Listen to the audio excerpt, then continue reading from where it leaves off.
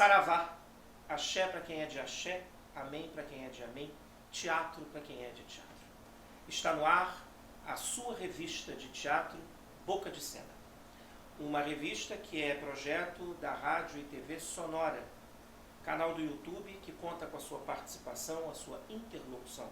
Portanto, eu peço desde já o seu like, peço os seus comentários, peço que você toque o sininho e possa participar conosco. São muitas gravações, entrevistas, mais de 40, 50 mil visualizações, e eu peço que isso continue, para que a gente possa alimentar o que há de bom na internet. E essa revista tem o propósito de levar a todos, não só as pessoas que gostam de teatro loucamente, ou técnicos de teatro, produtores, ou o meio acadêmico, mas a todas as pessoas que têm vontade de saber de teatro, ver teatro, falar algo por meio do teatro. Essa revista ela será toda semana, às segundas-feiras, e tem o propósito de saber o que está acontecendo de bom na cidade, nos teatros da nossa cidade maravilhosa. E é com muita alegria e satisfação que hoje eu trago para vocês O Bem Amado, texto de Dias Gomes, um clássico da dramaturgia brasileira, que está em cartaz no Teatro João Caetano, no centro do Rio. E no elenco, o grande, belíssimo Diogo Vilela, que faz o protagonista, o Dorico Paraguaçu, e temos também Patrícia Pinho, Ataíde Arcoverde, Tadeu Melo, e o meu amigo, amigo da Rádio Sonora, o grande Rolo, que daqui a pouquinho estará conosco aqui, uma belíssima entrevista. Essa peça tem dois destaques que eu gostaria de apresentar para vocês. A primeira, a iluminação, da gigante Daniela Sanches, e a cenografia de Ronald Teixeira. Essa peça é um texto que é uma farsa sociopolítico-patológica. Quem diz isso, esse conceito, é o nosso querido Ferreira Goulart, que à época da peça, início da década de 60, ali por 61, 62, ao assistir, escreveu isso como crítica, elogiando muito o texto e dizendo que trata de uma peça atemporal. É uma peça que nós não queremos defender o lado da política, A ou B, esquerda ou direita, isso fica no seu senso crítico para que você possa entender melhor, mas que revela um protagonista, que é o grande político Dorico Paraguaçu, numa cidadezinha dali do interior litorâneo da Bahia, que é Sucupira, e que ele tenta trazer todo o carinho do povo, toda a atenção para ser eleito, e o que ele promete é nada mais nada menos do que instaurar na cidade algo que não tem e que seria fundamental: um cemitério, um campo santo. Eu não vou dizer mais nada, para aqueles que não leram a obra ou nunca viram a peça, tem de ir lá assistir, mas é com essa introdução que eu deixo para vocês uma pulga atrás da orelha. Por que é importante ter um cemitério numa cidade? E o que a peça vai nos falar sobre vida e morte, tanto física quanto também metafórica, por que não, e filosófica na vida. E para nos azeitar melhor essa conversa, trazer um outro ponto de vista, falar mais, porque está em loco, está participando do espetáculo como ator, a entrevista com o nosso querido Rolo. Rolo, é um prazer estar com você. Obrigado, muito obrigado por ter vindo. E eu começo não com uma pergunta, mas eu queria que você ficasse à vontade e dissesse pra gente por que você topou esse projeto, que eu sei, na verdade, já vou dizendo aqui, que você participou do Pagador de Promessas, peça também com a mesma direção, protagonizada também pelo nosso querido Diogo Vilela, que você fez na Casa de Cultura Laura Alvim. Então não é a primeira vez que você está com esse grupo, não é a primeira vez que você está trabalhando com o Diogo e não é a primeira vez que está com o texto de Dias Gomes. Fala um pouco dessa sensação de aceitar esse convite, fazer de novo um texto clássico do Dias Gomes. Como que isso toca na tua vida? Bom, obrigado, Maurício, pelo convite, obrigado, Jason, obrigado a Sonora, muito bacana estar aqui participando desse processo, desse programa, e acho que o Boca de Cena tem uma importância muito grande no momento em que a gente pode colocar para quem está vendo, quem está acompanhando na internet, para quem está acompanhando nesse grande universo online, né? Ficar sabendo do que está acontecendo no teatro, né? Bom, essa história com o Diogo e com o próprio Marcos Albizzi é uma história antiga. Eu fui já um decano fazer meu bacharelado em artes cênicas na faculdade da Cal. E lá tive como professor de interpretação o Marcos Albizzi. E o Diogo é muito amigo de Marcos Albizzi, há muitos anos o Marcos Albizzi dirige o Diogo Vilela, e nas montagens acadêmicas o Albizzi sempre chamou o Diogo para assistir. E o Diogo é um cara, é um homem de teatro, né, que gosta de ver esse processo, que gosta de saber o que está acontecendo. E ele é um cara que acompanha a minha trajetória acadêmica. Quando ele estava no processo de montagem não, a peça, O Pagador de Promessas, já estava em cartaz há um mês, houve uma mudança de agenda na Casa de Cultura Laura Alvim, e o ator que fazia o personagem Dedé Cospe Lima, ele não poderia fazer a última semana da peça. E aí os dois lembraram de mim. O Albizzi e o Diogo, chama o Rolo. E eu tive 10 dias para pegar o personagem, agarrar o touro à unha e fazer a peça. E desculpa te interromper, mas só para a gente deixar aqui registrado, o Pagador de Promessas foi ano passado? Foi 2024? Foi 2024.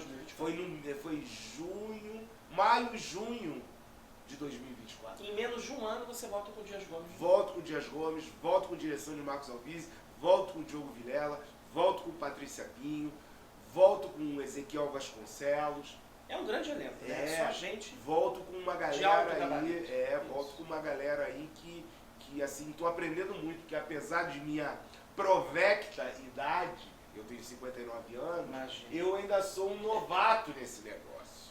Né? Eu ainda sou um novato, estou começando ainda, estou buscando o meu lugar à luz dos refletores, entendeu? E é muito bacana você trazer isso, porque na verdade eu queria pedir uma desculpa ao público, mas aqui a gente nem precisa disso, porque é como se a gente estivesse realmente na sala da nossa casa tomando um chá. Mas eu tenho aqui, queria dizer para vocês, um pequeno currículo, uma apresentação do nosso Rolo. Ele é ator, como disse, 59 anos, embora não aparente. Ele possui carreira sólida e multifacetada no teatro, na música, na TV e no cinema. Possui bacharelado em artes cênicas pela CAL, além de possuir curso técnico de canto pela Escola de Música Vila Lobos. Ele integrou o elenco do aclamado espetáculo, acabamos de falar, O Pagador de Promessas, ano passado, estrelado por Diogo Vilela e dirigido por Marcos Albizzi, que também dirige agora o Bem Amado. E aconteceu na Casa de Cultura Laura Alvim.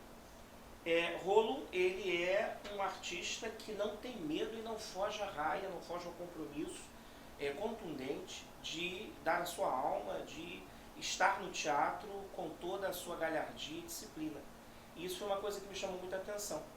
Conversávamos ontem, quando nos reencontramos, eu o parabenizei após a peça e, trocando um pouco amenidades, ele falou dessa luta, não é? Desse ser que é uma pessoa negra, uma pessoa que vem de uma história de luta pela sua formação, também um militante no sentido de uma política voltada pela arte, pela cultura. E isso é interessante num país em que, por vezes, todos nós sabemos, estamos na internet, podemos falar disso, né, Rolo? Das pessoas que buscam mais likes ou os apelos de um Instagram, de uma rede social, mas que muitas vezes não querem estudar o teatro. Acha que vai conseguir um papel porque é muito bonitinho, ou porque desfila bem, ou porque tem muitos seguidores, e o teatro não pode se transformar nisso. É também o lugar da resistência, lugar de gente que estuda, lugar de gente que quer conhecer e saber teatro. E aí eu te pergunto o seguinte, da tua formação, tanto na CAL quanto em outros lugares que você aprendeu, livros que você leu, artistas velhos com os quais, claro, né, a velha guarda que você trocou, o que mais te fomenta a fazer teatro? O que mais você é apaixonado? Por que o teatro aos 59 anos ainda é o teu lugar? Bom, eu tenho que fazer primeiro um retrospecto, que eu comecei a fazer teatro no colégio, como a maioria das pessoas. É verdade. Eu comecei assim. Comecei no colégio, né? Apesar de ter uma família, meu pai militar, achava que teatro era uma coisa legal de se fazer, e quando tinha espetáculos na escola, minha mãe me dava uma coberturazinha, me ajudando a construir os figurinos e tal. Eu sou nascido e criado em Porto Alegre, eu mudei para cá em 85. E eu cheguei aqui com o sonho de fazer televisão, né? Já tinha feito um espetáculo profissional, mas não tinha estudado teatro. E aí, dentro desse processo, foi muito curioso, porque eu cheguei aqui com uma expectativa, e é óbvio, dei com os burros lá, com 20 anos, 19 anos, não é? E fui trabalhar com outras coisas, né? Sempre na área artística, porque eu trabalho desde os meus 14 anos com a área artística, né? E aí foi muito engraçado, porque eu fui trabalhar com publicidade, fui trabalhar com jornalismo, com área de desenho, de ilustração, enfim, várias coisas. Fiz cenografia para comercial de televisão, enfim, eu tenho um monte de coisa aí que eu fiz. Mas sempre dando aquela flertada com o teatro. Tinha uma oficina aqui, eu fazia, tinha uma oficina ali, eu fazia. Eu estudei com o Augusto Boal. Grande mestre. Enfim, fui indo nesse processo, né? E fui em 2013, fui fazer uma oficina, uma residência artística de 4 meses na Escola de Teatro Martins Pena. Né? Eu já tinha passado pela Escola de Música Vila Lobos, eu me formei em 2004, 2005, e fui fazer essa residência artística na Martins Pena. E Resistência também, porque É. a gente falou em Resistência, Martins Pena é uma das maiores escolas da América É a mais Latina de antiga, teatro, né? a mais antiga e que resiste até hoje, apesar de todos os trancos e barrancos pelos quais ela passa. E aí foi muito engraçado, porque no final do processo, que foram 4 meses, com o Anselmo Vasconcelos, que é um grande mestre que eu tenho, nós saíamos às vezes da oficina, porque era de manhã, era de 8 a meio-dia, às vezes a gente ia almoçar, né? Eu mais velho, ele mais velho, a galera mais madura, a gente ia almoçar todo mundo. E eu falei para Anselmo uma vez, disse, poxa, eu tô querendo voltar a estudar, sinto falta de estudar e tal. E ficou aquele papo de final de almoço, cafezinho, né? O que aconteceu? Quando terminou a residência, eu fiz uma das pessoas que fez residência comigo me falou o seguinte, quero fazer um curta e queria que você participasse. Eu falei, tá bom, topo. Eu topo fazer o curta-metragem. Imaginei que eu ia aparecer lá no fundo, né?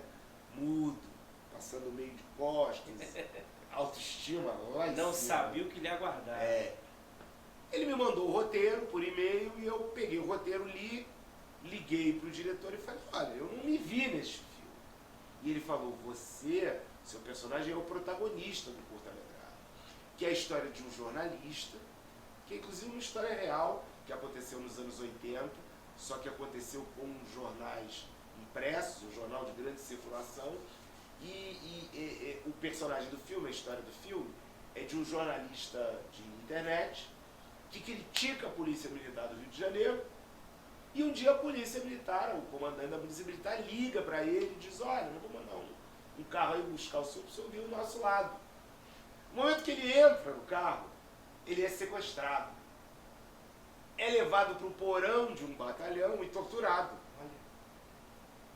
E foi assim, uma produção fantástica. O diretor é o Cristiano Requião, um cara talentosíssimo, assim, na velha guarda do cinema.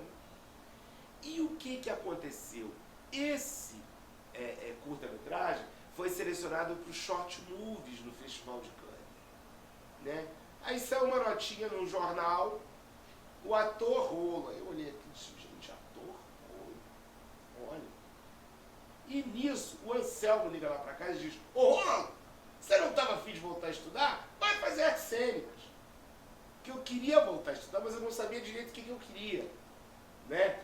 Tava assim, acho que eu vou fazer sociologia, acho que eu vou fazer jornalismo, fazer publicidade, música. Não passava. Nem por isso. Aí, enfim, voltei ao banco escolar, estudei durante 3 meses, fiz o Enem, tive uma pontuação boa e tentei a Unirio, tentei me inscrever na Unirio, mas não consegui. E aí descobri que do lado da minha casa tinha a faculdade da Cal. E tinha vaga. E aí eu fui, a Cal abriu para mim inúmeras portas, entendeu? E aí a tua pergunta, o que me levou, o que me leva a fazer teatro? Depois do período acadêmico, que foram 3 anos, não é? Eu fiquei muito encantado por esse processo de autodescoberta, sabe? É muito interessante você fazer esse processo de autodescoberta, de você se descobrir descascar tal qual uma cebola, as suas camadas, depois que você já está mais maduro. Quando você é muito jovem, é legal e tal, tudo mais, mas você não tem muito o que autodescobrir. Quando você está mais velho, que você já tem uma bagagem, que você já tem uma experiência de vida, né? Alguma vivência, é muito interessante. E o teatro é uma coisa fascinante. Eu sempre digo, o teatro é uma coisa que, diferente do audiovisual, o audiovisual te coloca numa sala toda escura com duas portas, né? Porta de entrada, porta de saída. A cena é, você vai meter a mão na maçaneta, abrir a porta e dizer: olá, Maurício, tudo bem? Essa é a cena. Beleza. Luz, câmera, ação. Você abre a porta, entra e diz: olá, Maurício, tudo bem? Aí o diretor descorta. Você volta pro lugar. Olá, Maurício, tudo bem? Corta. Você pode passar uma semana só abrindo a porta. Você está falando de uma mecânica, de um lugar frio, de um lugar que tem muito corte, ao passo que o teatro é orgânico. O teatro é É o completamente visceral, é o agora.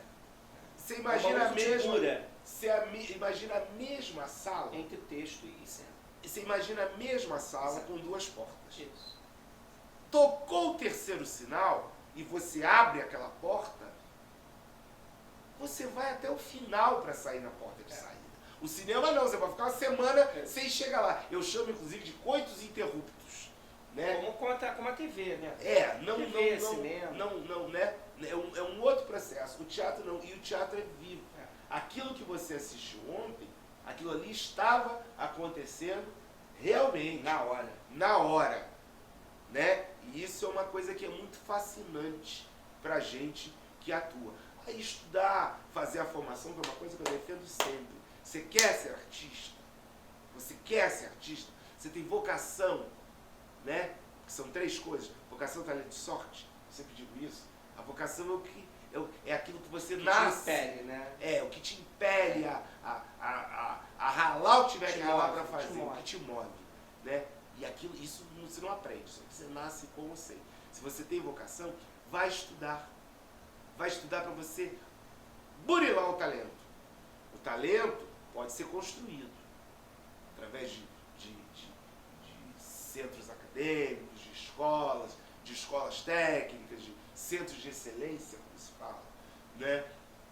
Mas é importante estudar, é importante você ler, saber, entender.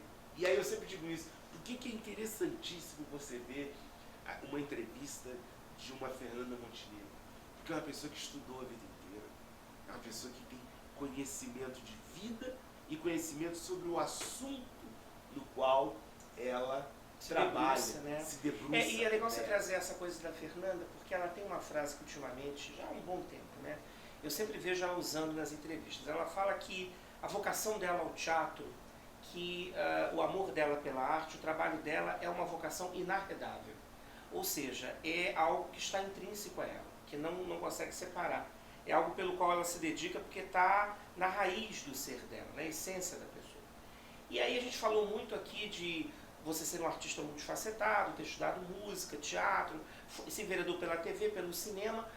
E aí, aproveitando esse lugar múltiplo do conhecimento e que é preciso estudar e ler para ser um bom ator, uma boa atriz, eu já levo para uma próxima pergunta. Você, que leitura te inspira nesse teu lugar de ator?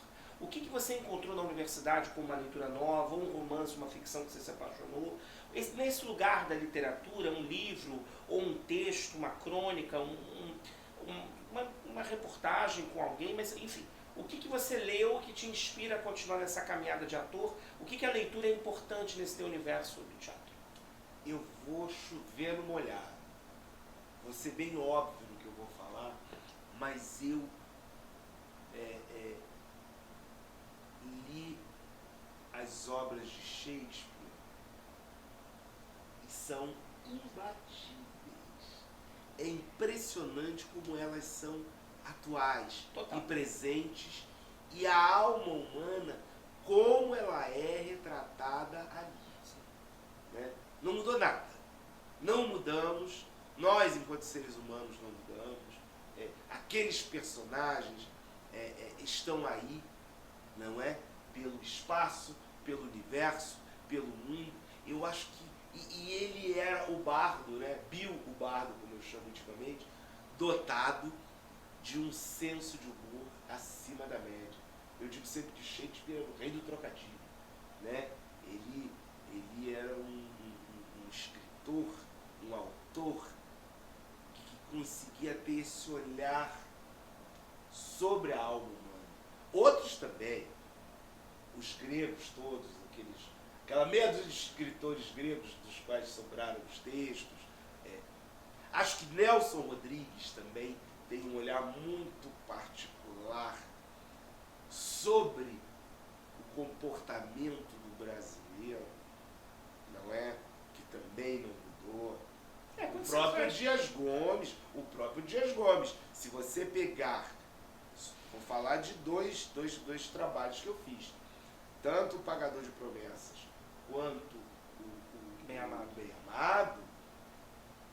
Peças escritas nos anos 50, anos 60, e os personagens estão aí. O Pagador de Promessas é a briga com a igreja, com os dogmas da igreja. Não é isso que a gente está vivendo hoje o tempo todo? A intolerância religiosa os limites, e as brigas. Não se aceita num ego, né, sobre Deus. Exatamente. O que é o bem-amado, se não o comportamento dos políticos que a gente vê hoje aí? Tem uma parcela de políticos que são os famosos odoricos paraguaçus. Né? E você falou do... Então, para concluir, tem autores assim que me fascinaram, mas realmente... E sabe o que é interessante do Shakespeare? Que eu percebo, estudei um pouco e aprendi, e tenho uma possibilidade de conseguir essa coisa de observar, como ele é referência para a dramaturgia mundial em todos os campos. Vou te dar um exemplo. Quem costuma assistir séries em streaming, você pega uma série chamada Gotham, que é baseada nos personagens do Bob Kane, do Batman, Companhia Limitada, só que todos muito jovens. O personagem Bruce Wayne é jovem, acabou de perder os pais. Aquele comissário Gordon, que a gente conhece da história em quadrinho, que já é velhinho, né? É jovem. E são todos referendados nos personagens do Shakespeare. O Pinguim, quem não lembra dos vilões do Batman, nada mais é do que Ricardo III. Eles pegaram a essência do personagem do Shakespeare e transportaram para o personagem dos quadrinhos, sabe? Da série, né? E tudo que você vê, não é? É sinal que não mudou muita coisa. Né? A alma do ser humano está ali nesses personagens. E tem uma coisa assim formidável, né? Parece, pessoal, que a gente combinou, mas acreditem piamente. Essas nossas perguntas e respostas é um bate-pronto que vem da alma, do nosso querer, é uma coisa bem improvisada, sem nada de um roteiro pronto, de ficar mecânico. A gente quer deixar muito à vontade, até para que você também participe, para que haja interlocução. Existem nossos canais de comunicação pelos quais vocês podem enviar algum tipo de pauta, pessoas que vocês querem que entrevistemos, o contato desses artistas que estão vindo aqui para vocês também poderem falar, perguntar, e outros temas que vocês achem pertinentes com o teatro. Mas é interessante porque parece muito que o Rolo está aqui combinando que a próxima pergunta minha ele já está adiantando. Então, quando você fala de Shakespeare, e aí você depois citou os gregos... E vou deixar um detalhe, não sou um profundo conhecedor. Não, assim, eu sei que você não tem uma experiência larga com a literatura. E aí, aproveitando a sardinha puxando para mim, que sou professor de literatura, além de ator, fico pensando, você citou Shakespeare, depois você falou dos gregos, eu ia citá-los, e aí eu fico pensando muito nos russos, porque os autores russos, a literatura russa fala muito desse lugar, desse humano inflamado pelos seus demônios interiores, sim, e colocando sim. à prova as questões mais limites, assim, os lugares limites sobre a vida, né? E pensei muito em Machado de Assis, que a gente tem que falar do nosso país. E você falou de Nelson Rodrigues, e o Machado, na sua literatura, fala desse lugar da alma humana, desse questionamento à psique das personagens. E aí você já engatou na minha próxima pergunta. Quando a gente fala dessa alma profunda, e o teatro fala disso, O que é você enquanto um corpo e uma mente, um sentimento que dá vida a tantos papéis. E eu queria saber de você, numa pergunta mais profunda, a tua personagem em O Bem Amado, e é curioso dizer que em cena quando a cortina abre e a luz inicia bem leve, a gente tem no plano profundo, mais atrás, duas personagens que estão aguardando no bar da cidade, né? Um deles é o coveiro, só que o ator que entra em cena efetivamente, o primeiro passo que dá em cena na peça é o seu, né? E é curioso perceber que você, junto com um colega seu mais atrás, vem trazendo um corpo, é a primeira cena da peça. Você está trazendo um corpo, você está lidando com a morte. E embora você faça poucas entradas, né, o teu papel não está a peça inteira, mas está em momentos pontuais, e que eu gosto muito de como você trata esse lugar da interpretação sensível, delicado e pontual, o que a leitura de Dias Gomes, o o laboratório da tua personagem, o que grita na tua alma o lugar de um teatro humano, de um teatro que busca mexer na tua psique? O que isso mudou na tua vida, no teu dia a dia? Por que um papel pequeno pode te transformar? Não é preciso ser protagonista ou fazer papéis que tenham falas a peça toda. Mas, por vezes, atores ganharam prêmios por terem entrado e dito uma frase. Então, eu fico pensando, esse desafio de você ter recebido esse papel e aceitado, até que ponto mexeu na tua alma? O que Dias Gomes quer falar no teatro que te impele a ser um ser humano melhor a cada dia? Esse lugar do teatro mundo, do teatro eu. Como eu sou uma pessoa que tem um trabalho também voltado para a política cultural, sou um brasileiro como todos nós, como você, como todos nós aqui, né? Mas sou um brasileiro atento à política. Política partidária, a política que nos move, que nos rege no Brasil e no mundo.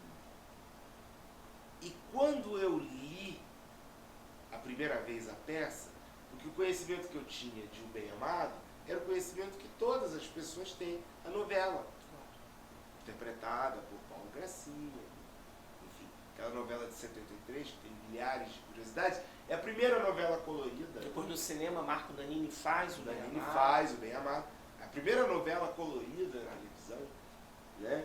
E o meu personagem, que é o Zelão, que é um dos pescadores, ele foi interpretado na televisão pelo Milton Gonçalves, que é um prazer, assim, um mestre, não é? Obviamente que para um espetáculo de 1h40, ele teve que ser desenvolvido para a novela para poder ocupar 180 capítulos, não é? Mas ele abre o espetáculo junto com outro personagem, que é o Mestre Ambrósio, dando um quadro de qual é o grande problema enfrentado, problema pontual enfrentado pela cidade, e um problema, uma questão metafísica, que é a coisa da morte, né? E ele descreve a situação, coloca o personagem morto em cena, descreve como era a vida deste personagem e, a partir daí, estabelecida a problemática e a relação, eles trazem a cena, eles já apresentam o protagonista da história, que é Odorico Paraguaçu, não é? Que é um canalha, não é? Como muitos que a gente conhece.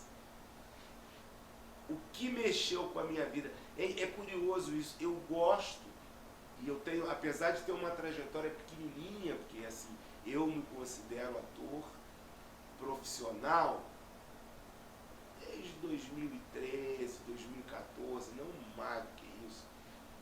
Na verdade, eu me considero ator profissional no momento que eu obtive o meu canudo de papel, como diria Martim da Vila, né? Que eu me formei em 2018. E sempre gostei, até por ter um olhar, até por me considerar, sempre gostei dos tipos populares, né?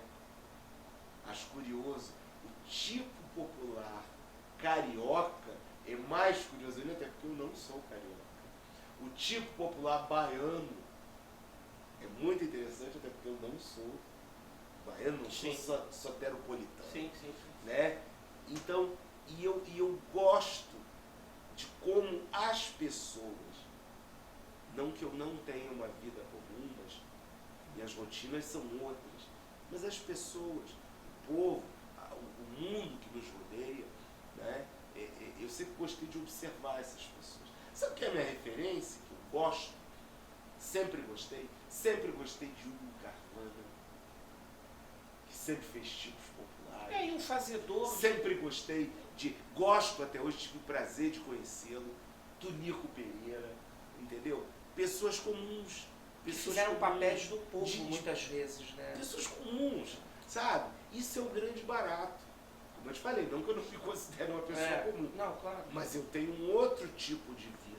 E sempre quando eu posso, e aí o fato de não ser uma cara conhecida, não ser uma celebridade, me coloca numa condição confortável, que é a condição de poder observar essas pessoas.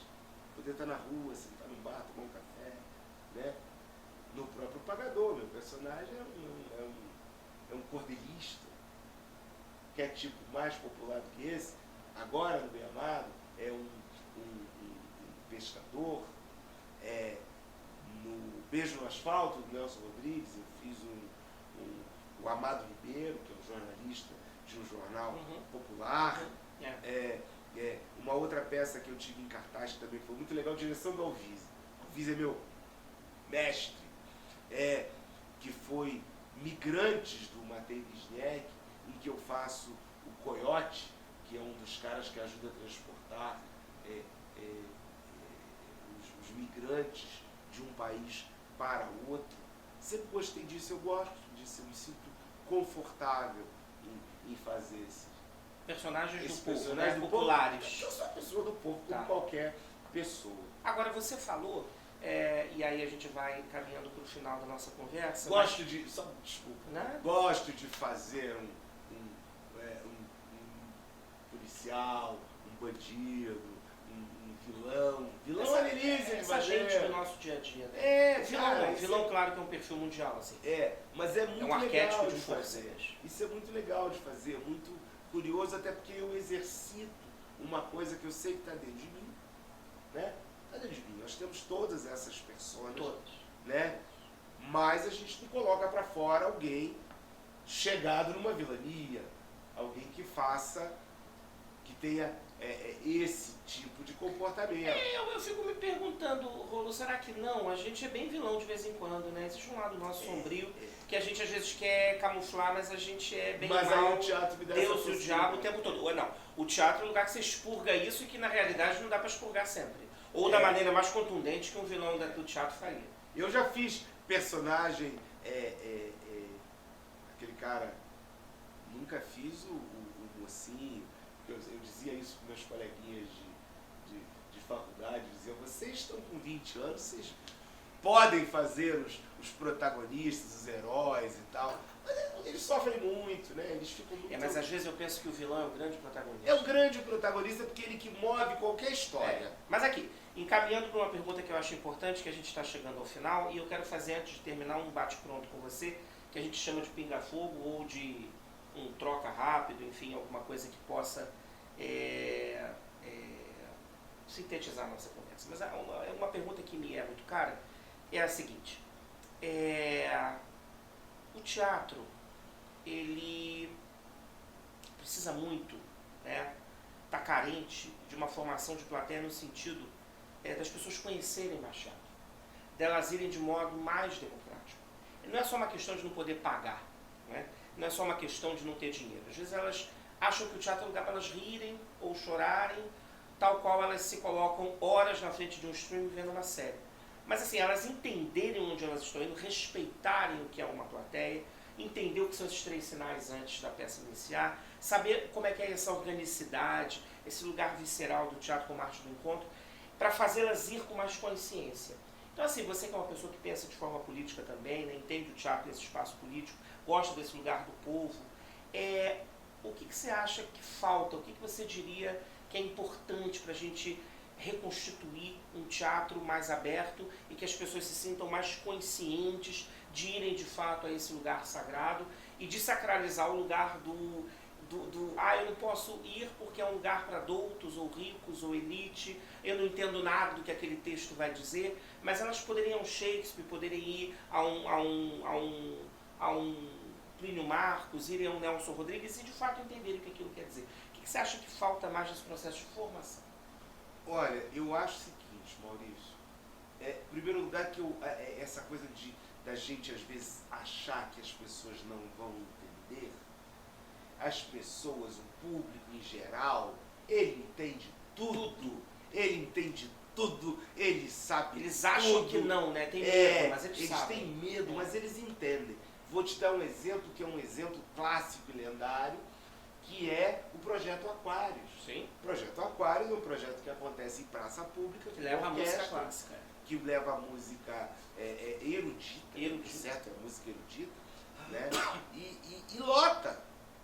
O municipal, quando faz ingresso ao réu, lota. As pessoas têm prazer em ouvir isso, sabe? Elas gostam, elas entendem. Elas podem não saber tecnicamente o que é um acorde, o que é um meio tom, como é que está o intervalo, a inversão, enfim, elas podem não entender isso, né? Elas podem não entender tecnicamente sobre o assunto, mas elas entendem aquilo, aquela emoção, aquela coisa que é colocada para elas. E o teatro é a mesma coisa. Às vezes a pessoa acha que não, eu tenho que colocar uma roupa nova. Não, você tem que ir ao teatro. Tem que ir ao teatro, assistir. Eu acho que falta o Estado fazer mais iniciativas como essa da Funarge, o Bem Amado. O Bem Amado vai ficar em cartaz até dia 16 de fevereiro, no Teatro João Caetano, na Praça Tiradentes, no centro do Rio. Um teatro com quase 1.400 lugares. Nós fizemos a estreia dia 10, 11 e 12 de janeiro. Todos os 3 dias lotados. Você esteve lá e você viu. Lotados, sem lugar vazio. Sabe onde é que o Estado entra nessa? O ingresso é R$5. Eu ia dizer isso para vocês, hein? E R$2,50 a meia entrada. Jovens, professores, idosos. Como? Tantos e tantos podem pagar isso. As pessoas vão assistir. Elas vão assistir. Quando tem iniciativas como do Ministério da Cultura, que traz o grupo Galpão e apresenta na praia ou numa praça gratuitamente, as pessoas vão assistir. Elas gostam de ver. Elas entendem. Não vamos longe. Basta uma pessoa colocar um banquinho numa praça e começar uma performance e junta a gente. Tá aí o grupo Tá na Rua, do Amir Haddad, que faz as rodas cênicas, as encenações em praça pública, e é uma multidão. Então como que não... Sabe? As pessoas gostam de assistir. Mas é aquilo. É importante que os governos, que os estados transformem as políticas culturais não em políticas de governo, porque aí mudou o governo, mudou a política, e sim políticas de Estado, que eles possam patrocinar, que eles possam financiar. A Funarge está de parabéns, né, por estar fazendo essa iniciativa, reinaugurando teatro, trazendo espetáculos muito interessantes. Preço popularíssimo. Preços popularíssimos, entendeu? Isso é muito importante. O Ministério da Cultura tem feito a mesma coisa, entendeu? Então aí os teatros federais, não é? Enchendo. E o teatro tem uma coisa que é muito interessante. Porque você vai assistir um espetáculo, a gente sabe disso, né? Você vai ver aquilo na tua frente. É real. É real. É vivo. Aquilo está acontecendo e acontece uma vez só. A vida acontece naquele momento uma vez. Ah, mas no dia seguinte é a mesma peça, com o mesmo texto, os mesmos atores, mas não é a mesma coisa. É a mesma peça, mas não é a mesma peça. Porque aquilo é vivo. Você está vendo aquela ação, aquela história sendo contada, apresentada na tua frente. E o público gosta disso. Ele gosta de ver. Pois é, e aí, gente, eu quero dizer uma coisa para vocês. Está tão apaixonante a conversa. Na verdade, eu queria até que vocês vissem assim, de fato. Vocês podem olhar aqui, ó. A nossa caneca tem água. Mas tal qual a mesa do bar, eu vou fingir que é cerveja e vou pedir uma saideira. A saideira de uma pergunta, porque eu estou aqui com um bichinho na cabeça. E essa pergunta eu preciso fazer, porque eu quero que o Rolo dê um recado para quem é de teatro, está estudando, está começando agora. E, sobretudo, não jovem. Pessoas que podem ter, a partir dos 50 anos, o desejo de estudar e fazer teatro. A gente sabe que a gente vive também um momento de etarismo no mundo. E fala-se pouco ainda desse preconceito. Pessoas que depois dos 40, muitas vezes, pensam que não tem mais condição de se reinventar, que não sabem mais o que fazer, que não sabem o que estudar. O Rolo tem 59 anos e alguns anos atrás formou-se em teatro. Ele colocou isso claro. Profissional, acho que depois que tive o Canudo em 2018, mas lá em 2013 ele já estava com essa experiência. Então tem 10 anos, 12 anos que ele de fato se chama ator. Ora, já tinha passado dos 40, já tinha passado dos 50. E aí eu peço que o Rolo diga para essa câmera, para vocês, olho no olho, quando ele fala que o Diogo Vilela é um homem de teatro. Quando a gente diz que uma Fernanda Montenegro é uma mulher de teatro.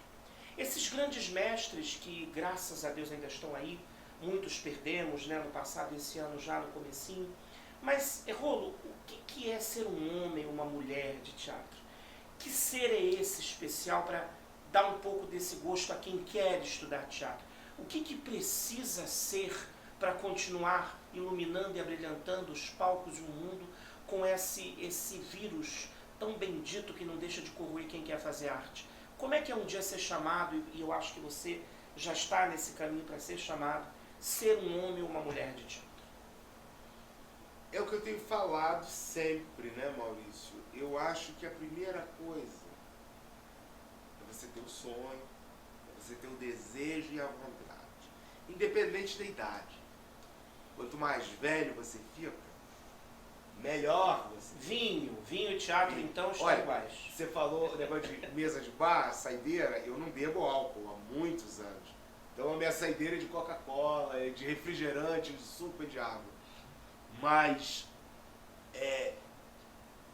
essas pessoas que eu digo que são pessoas de teatro, é porque essas pessoas já estão há muito tempo e elas têm uma dinâmica, uma percepção, uma resolução, uma maturidade, um outro olhar em função da observação que elas fazem.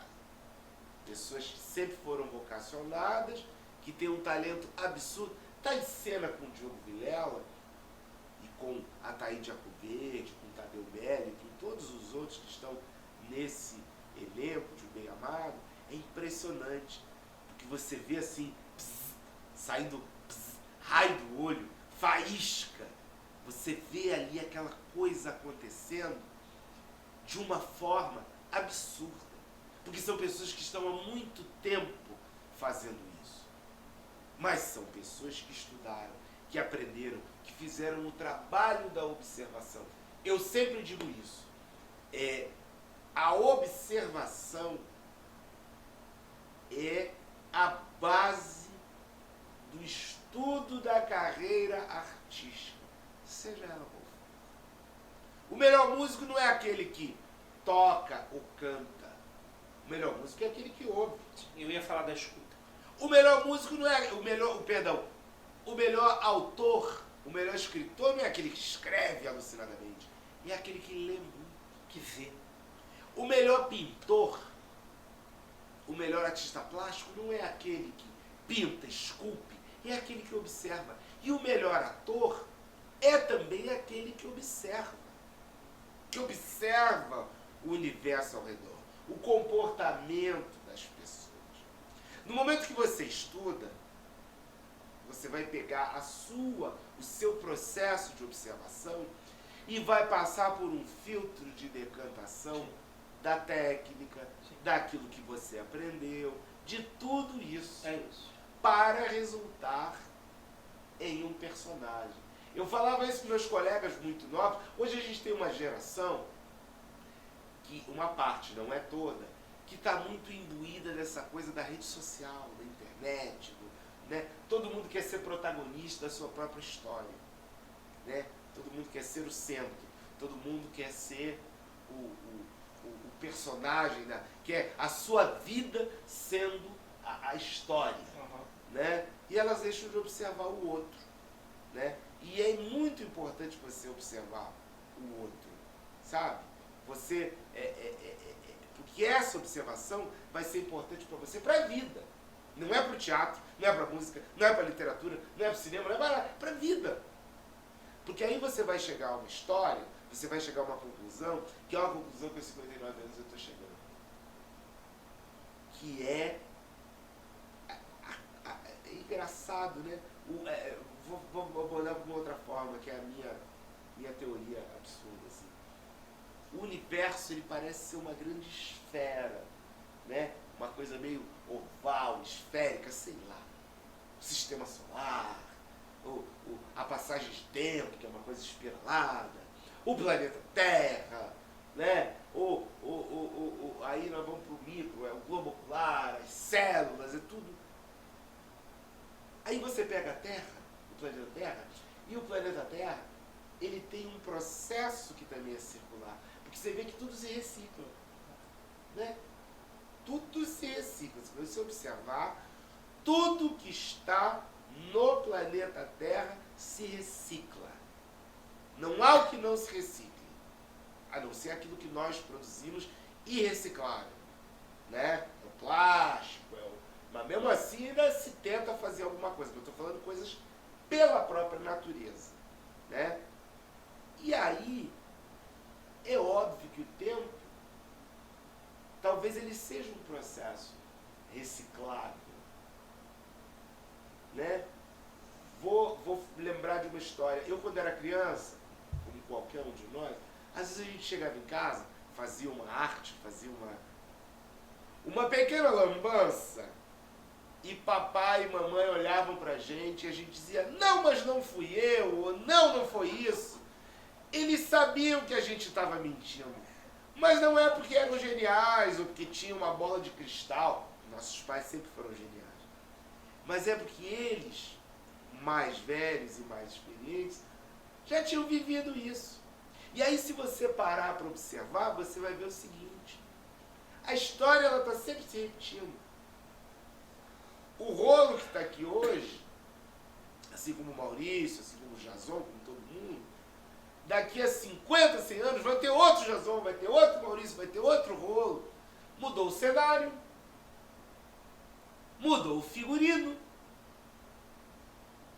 mudou o ator, mas o texto, a história, o roteiro, o argumento é o mesmo. E nossos pais, observadores que eram, numa época melhor de se observar, que hoje a velocidade das coisas não nos permite observar, não é? Quando a gente é jovem, a gente tem uma energia alucinada, né? Você vai ver que é tudo um repeteco, né? O que eu estou vivendo hoje, eu já vivi há um tempo atrás, e depois de uma certa idade a gente começa a perceber isso. E aí, por que eu estou falando isso? Porque a observação, lembrei, porque a observação é importante. Para o teatro é importante. O estudo, a observação do teu universo ao redor, não é? A leitura é muito importante. Vou te contar um detalhe. Sabe como é que eu aprendi a ler?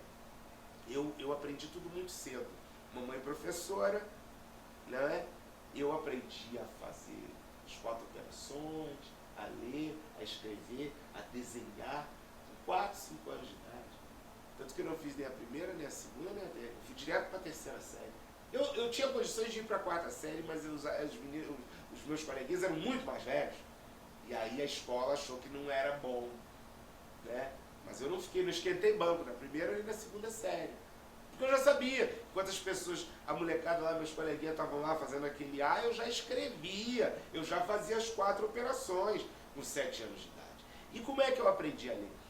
Papai me dava os livros e dizia, hoje você vai ler este capítulo. Mas não era isso que hoje em dia a garotada faz, né? Pega o livro, deita no sofá, bota os pés... Tô em quadro? Bota os pés pra cima e fica lá lendo e tal. Não, era em pé, em voz alta, do lado de mamãe.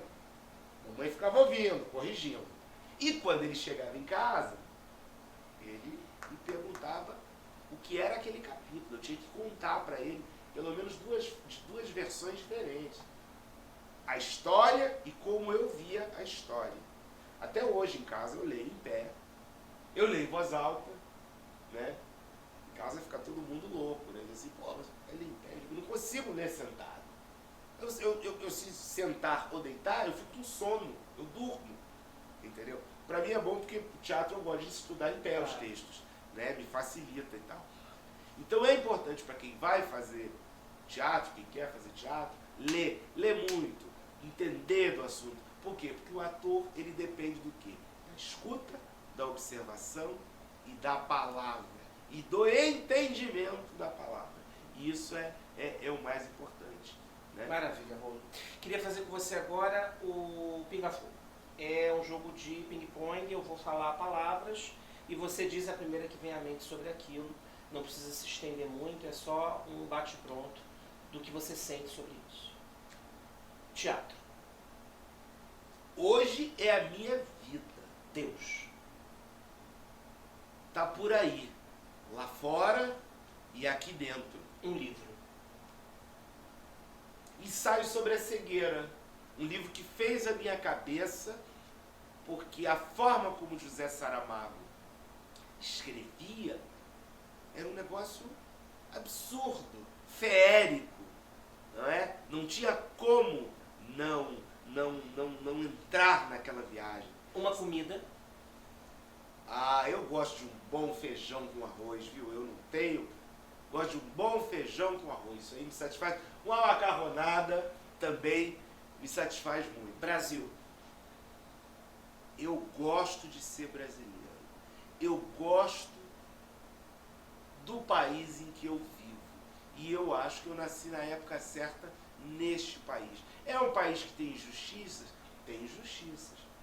Mas eu, como cidadão, estou lutando, estou na batalha como muitos outros para mudar de alguma forma. Arte. A arte salva. A arte salva. Eu sei por experiência. A arte salva. A arte, a cultura, o teatro, a música, isso salva. Sabe? Isso te faz renascer. Preconceito. Esse é um problema que nós vivemos no mundo todo e que eu acho uma loucura. Como é que as pessoas não conseguem conviver pacificamente? As pessoas negras, as pessoas brancas, as pessoas de pele vermelha, as pessoas de pele amarela, as pessoas heterossexuais, as pessoas homossexuais. Cara, é um absurdo. Rolo por ele mesmo. É um absurdo. Não, você não está respeitando o pode? jogo, Rolo. Menos um ponto na média. Rolo por ele mesmo. O Rolo é um cara que desde que nasceu está se reinventando. Desde que nasceu eu estou me reinventando. Que eu acho que é isso que me faz continuar vivo. Me reinventar, sabe? Eu aposto na reinvenção. Na minha reinvenção como ser humano e sabendo que a minha reinvenção ajuda o mundo também a se reinventar. Mas dentro daquele, né, pouquinho, aquela aguinha que o beija-flor carrega para apagar um incêndio na floresta, que é uma daquelas histórias que eu tive o prazer de ouvir do Betinho. Rolo, muito obrigado. Obrigado. Foi maravilhoso. E não percam, hein? O Bem Amado até 16 de fevereiro. Pessoal, eu agradeço muito a presença de todos. É um prazer estar aqui nessa revista. Por favor, curtam, comentem, espalhem aí para todo mundo. Quem gosta de teatro, quer saber o que está acontecendo na cidade, nos nossos teatros. Vamos trazer pessoas incríveis, artistas, sejam produtores, diretores, os próprios autores, os atores e atrizes que fazem acontecer o teatro a cada dia.